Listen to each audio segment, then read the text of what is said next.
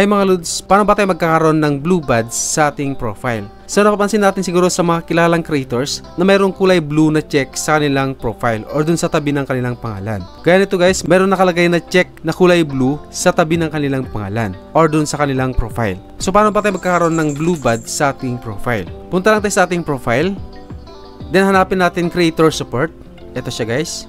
Then issue categories. So i-press natin tong account management. Then makikita natin dito yung blue verification badge. So press natin yan. Then press natin ulit.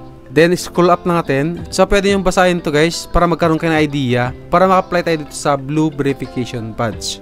Then i-press natin tong how page or profile are verified. Then scroll up lang natin. Then hanapin natin yung you can fill out this form. So click natin yan guys, yung blue na naka-highlight. Then i-select natin dito guys kung ano yung gusto natin ipa-verified. So pwedeng page or profile.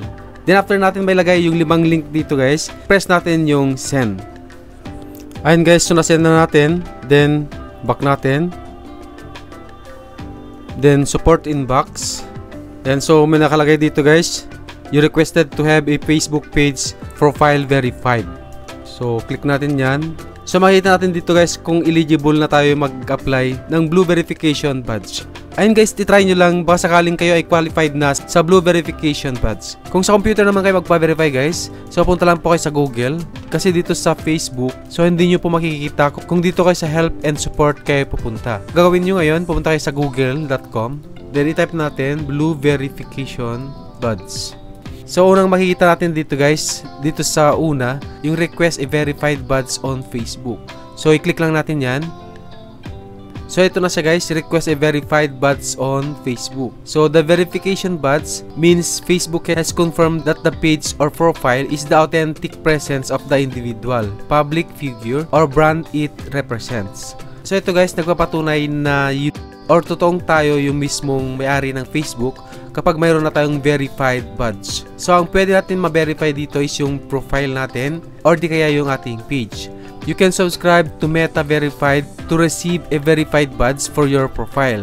See the eligible criteria for Meta Verified subscription. So kung halimbawa gusto natin mag-subscribe dun sa Meta Verified, so pwede rin guys, meron din siyang fee na babayaran. Pero sabi dito guys, you can also apply for the verified badge for a profile or page if you are a public figure, celebrity or brand and meet certain account and eligibility requirements outlined below.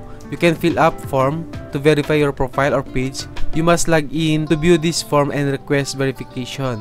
So ibig sabihin guys, kung qualified tayo dito sa free blue verification badge nila, so pwede tayo mag-fill up dito, fill out this form. Pero kung hindi tayo qualified dun sa requirements na pinapatarget ni Meta, so pwede rin tayo mag-subscribe. So dito yung subscribe nila, kailangan may bayad to guys. So kung hindi ako nagkakamali guys, is $499 per month. Kung halimbawa hindi tayo qualified dito sa free blue verification badge nila. Yan. So pwede nyo try ito guys, baka sakaling qualified kayo na magkaroon ng free blue verification badge. So click lang natin to. So pipilapan lang natin to, yung verify your page or profile. What are you verifying? Page or profile? Halimbawa profile, then yung link ng ating profile. So makikita naman natin dito sa link natin. Ayan, so click lang natin yung ating profile. And ito yung link natin. Then step 1, confirm authenticity. So i-select natin dito kung anong ID yung i-upload natin.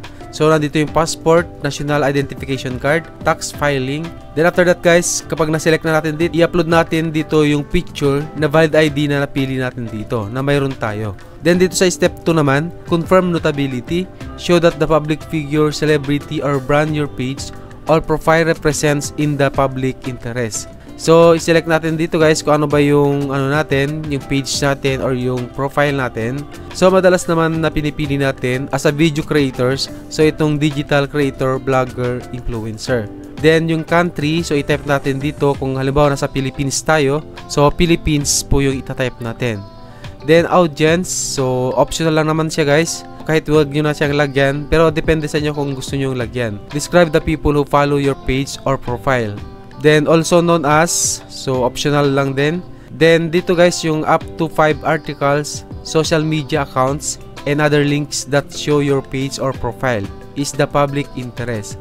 Paid or promotional content won't be considered. So, kukuha tayo ng link dun sa mga pinost natin dun sa ating page or dun sa ating profile. So, ipipaste natin dito guys. Kailangan 5 yung ilalagay natin dito na link. Then, after that, click natin yung send. So, makikita nyo naman siya guys kung halimbawa approve kayo or eligible kayo dito sa free blue verification badge nila. So, punta lang kayo sa inyong profile. Then, i-click nyo lang itong notification. So, lalabas dito yung notification. So, pakita lang sa inyo. And so, makatanggap tayo nito guys, yung we responded to your request. Yung request to have a Facebook page or profile. So, mapupunta tayo dito sa support inbox natin. Then, dito mababasa nyo kung qualified kayo or eligible kayo dito sa free blue verification. So, sa atin, hindi pa tayo qualified or eligible. Thank you for submitting your request for verification on Facebook. Our team carefully reviewed your account and determined that unfortunately, it's not eligible for verification at this time. Ibig sabihin guys, pwede pa tayo makapag-reapply ulit. So, ulitin natin hanggat ma-approve tayo. So, you can submit another verification request after 30 days. So, antayin lang natin siya after 30 days bago tayo mag-reapply ulit dito sa blue verification badge.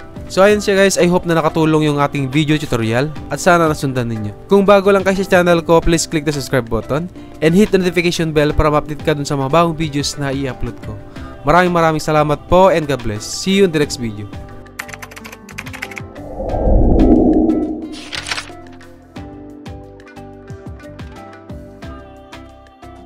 You